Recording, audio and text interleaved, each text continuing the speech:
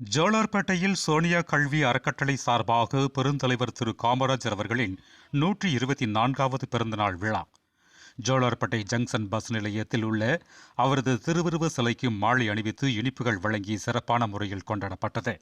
திருப்பத்தூர் மாவட்டம் ஜோலார்பேட்டையில் சோனியா கல்வி அறக்கட்டளை துவங்கப்பட்டு 38 ஆண்டுகளாக சிறப்பான முறையில் கொண்டாடப்பட்டு வருகிறது. பெருந்தலைவர் திரு காமராஜர் அவர்களின் பிறந்தநாள் விழா பள்ளி மாணவரிலும் சிறப்பாக முறையில் ஜோலார்பேட்டை ஜங்ஷனில் கொண்டாடப்பட்டது. இந்நிகழ்ச்சியின் ஏற்பாடு திருப்பத்தூர் மாவட்ட தேமுதிக மாவட்ட கழக பொருளாளர் ஆஞ்சி அவர்கள் ஏற்பாடு செய்திருந்தார். தலைமை சிபி சக்கரவர்த்தி வழக்கறிஞர் அவர்கள் தலைமையில் நடைபெற்றது. வரவேற்புரை ஜோலார்பேட்டை தேமுதிக நகர செயலாளர் கே மகாதேவன் அவர்கள் வரவேற்புரை ஆற்றினார். முன்னிலை ஓய்வு பெற்ற ஆசிரியர் சி மணி முன்னிலை வகித்தனர். சிறப்பு அழைப்பாளர் PJ காளியத் அவர்கள் ஜோலார் நிர்வாகிகள் பொதுமக்கள் என 100க்கும் மேற்பட்டோர் இனிப்புகள் வழங்கி பெருந்தலைவர் திரு காமராஜர் அவர்களின் 124வது பிறந்தநாள் விழா ஜோலார்பேட்டை ஜங்ஷனில் மிகவும் சீரும் சிறப்புடன் நடைபெற்றது. இந்த நிகழ்ச்சியில் சோனியா கல்வி அறக்கட்டளை மாணவ மாணவிகள் ஆசிரியர்கள் என 100க்கும் மேற்பட்டோர் கலந்து கொண்டு இந்த விழாவை சிறப்பித்தனர் என்பது குறிப்பிடத்தக்கது. திருப்பத்தூர் மாவட்ட கேப்டன் டிவி மாவட்ட செய்தியாளர் சி ரமேஷ். மிக சிறப்பாக கொண்டாடப்படுகிறது. இந்த விழாவிற்கு தலைமையேற்று நடத்தி கொடுக்கும்படி தேசிய முற்போக்கு திராவிட கழகத்துடைய நகர செயலர் கா மகாதேவன் அவர்களையும் எங்களுடைய சோனியா அகாடமியினுடைய ஆசிரியர் திரு காலிப் சார் அவர்களையும் நம்முடைய மணி சார் அவர்களையும் இந்த விழாவை சிறப்பாக நடத்தி கொடுக்கும்படி உங்களை பணிவுடன் கேட்டுக்கொள்கிறேன். நமது கல்வி கண் திறந்த காமராஜர் நாட்டிற்கு மிக பெரிய சொத்து கல்வி.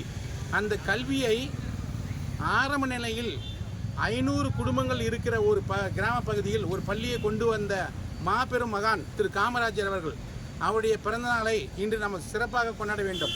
நாம் இன்று படித்து ஒரு நல்ல நிலைமையில் ஒரு அரசாங்க வேலைக்கு செல்ல இருப்பதற்கு முழு காரணமாக இருப்பவர் நமது கர்ம வீரர் காமராஜர். கல்வி கண் திறந்த காமராஜர் அவர்களை புகழ் ஓங்குக என்று கூறி எனக்கு வாய்ப்பளித்த நன்றி. உலகம் இல்லை, படிக்கிற பிள்ளைகள் அவர் பொறுப்பில் இருக்கும்போது சென்று கொண்டு இருக்கிறார். 2 பிள்ளைங்க மாடு மேய்ச்சின்னு இருக்காங்க. ஏன் தம்பி ஸ்கூலுக்கு போகலையான்னு கேட்குறாங்க. மதியம் நீ சோறு போடுவேன்னு அவரை கேட்குறாங்க. கல்வி நேற்று சுந்தர வடிவேலு கல்வித்துறை அதிகாரி கேட்குறார், நான் பிச்சை எடுத்தாவது இந்த பிள்ளைங்களுக்கு பணம் தரேன், உணவு கொடுக்கின்றார். உணவு, உடை, வீடு இதுதான் அத்தியாவசிய தேவை. இதை அடைய கல்வி வேண்டும். கல்வி என்பது கண் இல்லாதவன் குருடனுக்கு சமமாவான். கண் இல்லாதவன் கூட இளங்கல்லர் கல்வியால் வளர்ந்து உலகத்துக்கு சேவை செஞ்சுருக்காங்க. மாணவர்களோட நீங்கள் இப்போ சோனியா அகாடமியில் படிக்கிறீங்க. அதுக்கு முன்னோடியாக என்ன செய்யணும்? கல்வி. அண்ணா சொல்கிறா, தம்பி நீ படி. தம்பி படினா 3 விரல், தங்கைக்கு படினா என்ன தம்பி? கல்வி என்பது வெறும் டிகிரி இல்லை. கல்வி என்பது ஒரு வேலை இல்லை. கல்வி மூலம் சேவையை செய்யணும், அதுதான் வேலை. சோனியா அகாடமி கிட்டத்தட்ட ஒரு 40 ஆண்டுகளாக கல்வி கடனோட வேலையை, கல்வி என்பது அடிப்படை, வேலை என்பது வாழ்க்கை உறுதி. அதற்காக சோனியா குடும்பம் அர்ப்பணித்து இந்த சேவை செய்யுது. எங்களால் நாங்கள் குழந்தைகளை கொண்டு வரோம். நாங்களும் படித்தவங்க, நீங்களும் படித்து வருகின்ற ஆண்டுகள் உத்தியோகத்துக்கு போயிட்டு நல்ல சேவை செய்யும்படி கேட்டுக்கொள்கிறேன். வாய்ப்புக்கு நன்றி.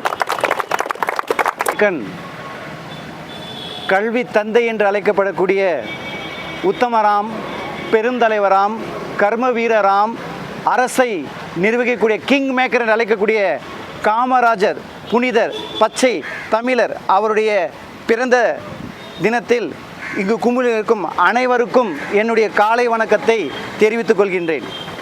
124வது பிறந்த நாளை இன்று நாம் கோலாகலமாக கொண்டாடி கொண்டிருக்கின்றோம். பெருந்தலைவர் காமராஜருடையது. காமராஜர் என்பவர் யார்? காமராஜர் என்பவர் யார் என்றால், படிக்கக்கூடிய அத்தனை பிள்ளைகளும் சொல்லும் கல்வி கண் திறந்தவர். கல்வி கண் திறந்தவர். தமிழ்நாட்டில், இந்தியாவிலே இன்னைக்கு கல்வியிலே தமிழகம் முதலிடத்தில் இருக்கிறதுக்கான காரணத்தின் விதையை விட்டவர் பெருந்தலைவர் காமராஜர். நம்ம இன்னைக்கு பார்க்கலாம், ஐயா முன்பு பேசியிருந்தாரு, கல்வி என்பது இரு கண்கள் போன்று ஒவ்வொரு மனிதனுக்கும்.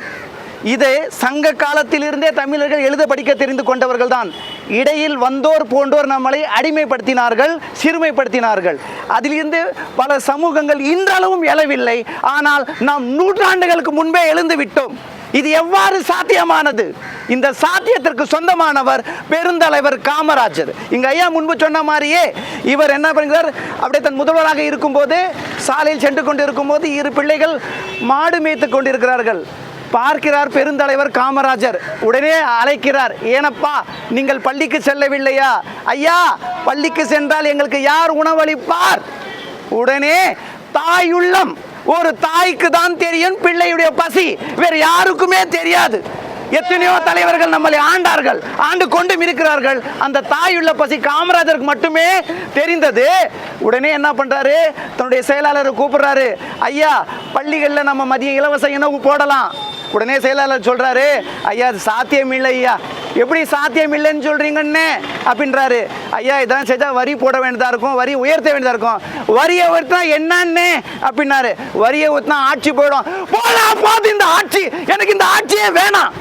என் பிள்ளைகள் படிக்கணும், அவங்களுக்கு மதிய இலவச உணவு நான் தரணும். அப்போ இந்த ஆட்சி ஒரு தடையா இருந்தா எனக்கு தடையா இல்லை.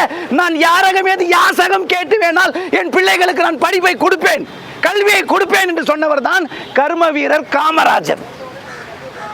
காமராஜர் படிக்காத மேதை என்று அழைக்கின்றோம். உலகத்தில் கல்வி மாநாடு நடக்குது. இந்திய சார்பில் காமராஜரை பேச வைக்கும் போது வட இந்தியாவில் ஒரு பரவலாக பேச்சு இருக்கிறது. இவருக்கு என்ன தெரியும், இவரை போய் அமுச்சு விட்டாங்கன்ட்டு. அவர் என்னதம்மா சொல்றாரு, நேர மேடைக்கு போறாரு. நேர மேடையில் மைக்க பிடிக்கிறாரு. பிடிச்ச உடனே, ஐயா 5 பொறியியல் கல்லூரி என்ஜினியரிங் காலேஜ் இருக்கணும்னா 10 பாலிடெக்னிக் இருக்கணும்.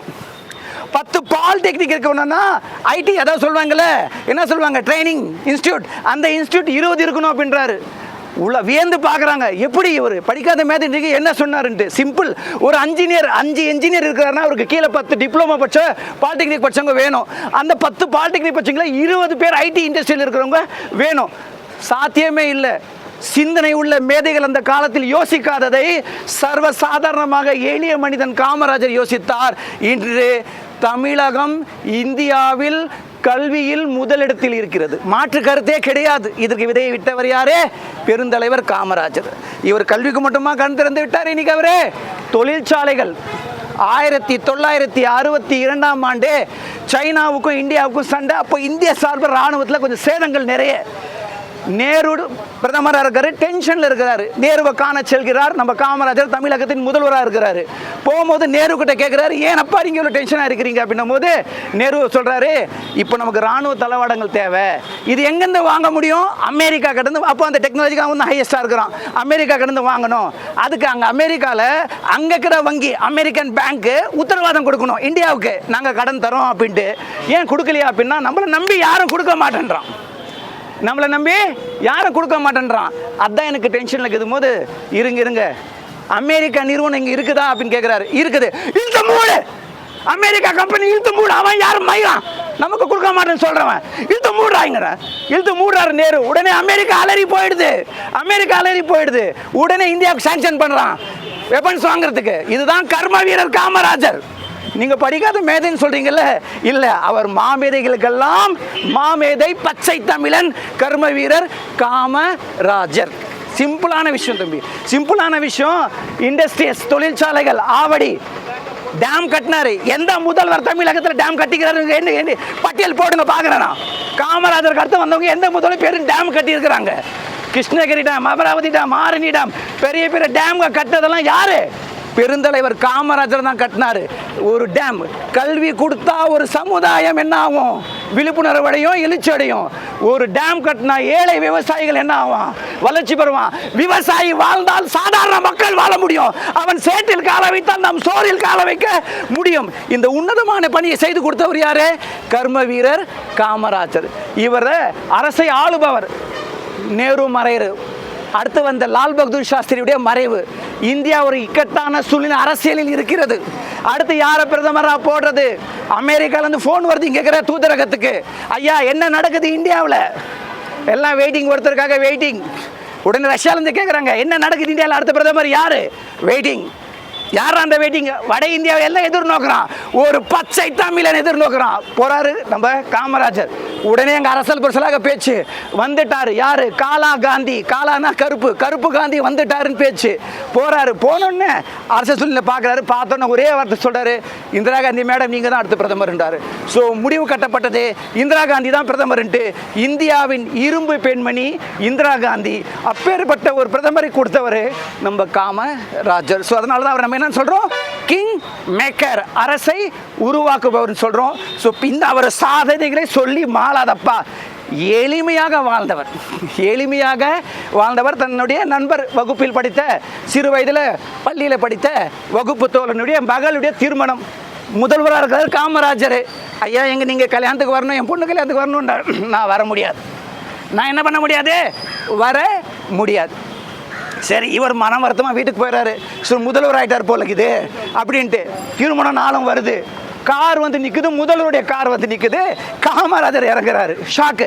ஏனப்பா நான் முன்பே கூட்டு வந்திருக்கலாம்னா அவர் என்ன சொல்கிறாரு, நான் வரேன்னு சொல்லியிருந்தா நீ கடனை வாங்கியிருப்ப, மண்டபத்தை புக் பண்ணியிருப்ப, தடால் படால விருந்து ஏற்படுத்திப்ப.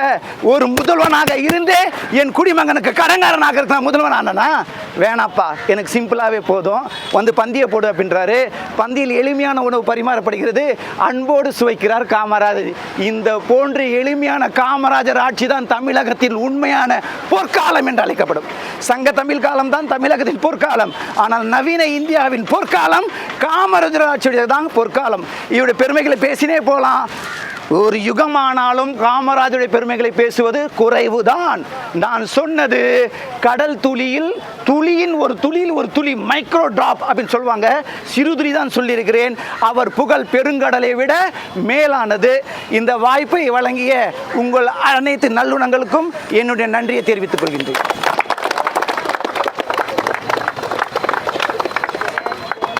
பிறந்தநாள் கொண்டாடும் காமராஜர் அவர்களுக்கு இனிய பிறந்தநாள் நல்வாழ்த்துக்களை தெரிவித்துக் கொண்டு நன்றி கூறி. காலை வணக்கம். 124வது பிறந்தநாள் காணும் காமராஜருக்கு பிறந்தநாள் வாழ்த்துக்கள். மதிய உணவு திட்டம் வழங்கிய கர்மவீர காமராஜருக்கு என்றென்றும் அவருடைய வாழ்த்து. எல்லாருக்கும் அனைவருக்கும் நன்றி.